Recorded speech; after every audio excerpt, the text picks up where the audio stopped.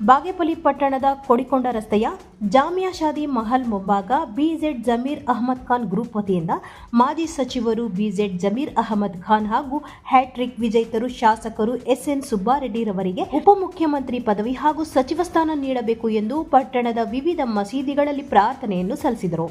ಈ ಸಂದರ್ಭದಲ್ಲಿ ಮಾತನಾಡಿದ ಬಿಜೆಡ್ ಗ್ರೂಪ್ ಅಧ್ಯಕ್ಷರು ಅನ್ಸರ್ ಪಾಷಾ, ಅಲ್ಪಸಂಖ್ಯಾತ ಮುಖಂಡರು ಹಾಗೂ ಸರ್ವ ಜನಾಂಗದ ನಾಯಕರು ಬಿಜೆಡ್ ಜಮೀರ್ ಅಹಮದ್ ಖಾನ್ ರವರಿಗೆ ಉಪಮುಖ್ಯಮಂತ್ರಿ ಪದವಿ ಹಾಗೂ ಶಾಸಕರು ಎಸ್ಎನ್ ಸುಬ್ಬಾರೆಡ್ಡಿರವರಿಗೆ ಸಚಿವ ಸ್ಥಾನ ನೀಡಬೇಕು.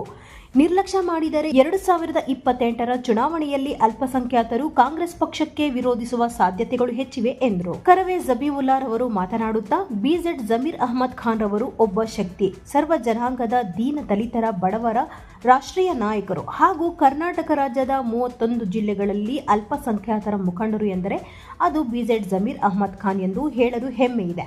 ಹಾಗೂ ಬಾಗೇಪಲ್ಲಿ ವಿಧಾನಸಭಾ ಕ್ಷೇತ್ರದ ಶಾಸಕರು ಎಸ್ಎನ್ ಸುಬ್ಬಾರೆಡ್ಡಿರವರು ಸತತವಾಗಿ ಹ್ಯಾಟ್ರಿಕ್ ವಿಜೇತರಾಗಿ ಸದಾ ಬಾಗೇಪಲ್ಲಿ ವಿಧಾನಸಭಾ ಕ್ಷೇತ್ರದ ಜನರ ಮಧ್ಯದಲ್ಲಿ ಬಡವರ ಕಷ್ಟಗಳಿಗೆ ಸಹಾಯ ಹಸ್ತವನ್ನು ನೀಡುತ್ತಾ ಬಡವರ ಪರವಾಗಿ ನಿಂತಿರುವಂತಹ ಧೀಮಂತ ನಾಯಕ. ಇವರಿಬ್ಬರು ನಾಯಕರಿಗೆ ಸಚಿವ ಸ್ಥಾನ ನೀಡದೆ ವಂಚಿಸಿದರೆ 2028ರ ಚುನಾವಣೆಯಲ್ಲಿ ಇದರ ಪ್ರತಿಫಲವನ್ನು ಕಾಂಗ್ರೆಸ್ ಪಕ್ಷದವರು ಪಡೆಯಬೇಕಾಗುತ್ತದೆ ಎಂದು ಹೇಳಿದರು.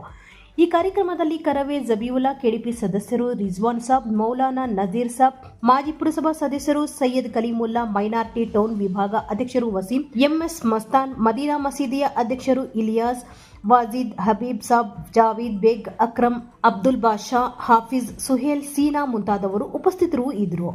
ಜನಾಂಗದವರೆಗೂ ಒಬ್ಬ ನಾಯಕ ಅಂದ್ರೆ ಅದು ಬಿಜೆಡ್ ಜಮೀರ್ ಅಹಮದ್ ಖಾನ್ ಅವರಿಗೆ ಉಪಮುಖ್ಯಮಂತ್ರಿ ಪದವಿ ನೀಡಬೇಕು ಹಾಗೂ ಸಚಿವರ ಸ್ಥಾನದಲ್ಲಿ ಸಚಿವನಾಗಿ ನೇಮಕ ಮಾಡಬೇಕು.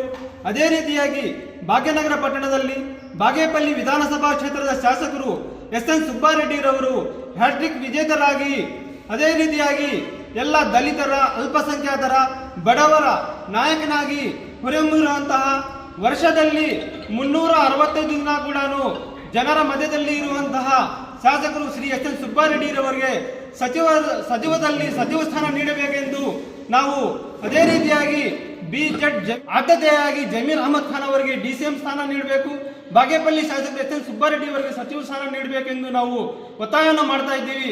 ಇದನ್ನು ಪರಿಣಾಮ ಮುಂದಿನ ದಿನಗಳಲ್ಲಿ ನೀವು ನಿರ್ಲಕ್ಷ್ಯ ಮಾಡಿದರೆ 2028ಗೆ ಬರುವಂತಹ ಚುನಾವಣೆಯಲ್ಲಿ ಅಲ್ಪಸಂಖ್ಯಾತರ ಶಕ್ತಿ ಏನು ಅನ್ನೋದು ಆವತ್ತು ನಾವು ತೋರಿಸಕ್ಕೆ ರೆಡಿ ಆಗ್ತೀವಿ ಎಂದು ನಾವು ಸರ್ಕಾರಕ್ಕೆ ಒತ್ತಾಯವನ್ನು ಮಾಡ್ತಾ ಇದ್ದೀವಿ. सीएम कर्नाटक से मैं गुजारिश करता हूं और हाई कमान से भी मैं गुजारिश करता हूं, ज़मीर अहमद साहब सिर्फ ज़मीर अहमद साहब नहीं हैं, एक फ़र्ज नहीं ही, वो एक अंजुमन ही और बिला मजहब व मिल्लत के खिदमत करने वाले इंसान हैं. इनके अंदर कोई ज़ात पात का दूर ही से इनके ख्यालात में नहीं है.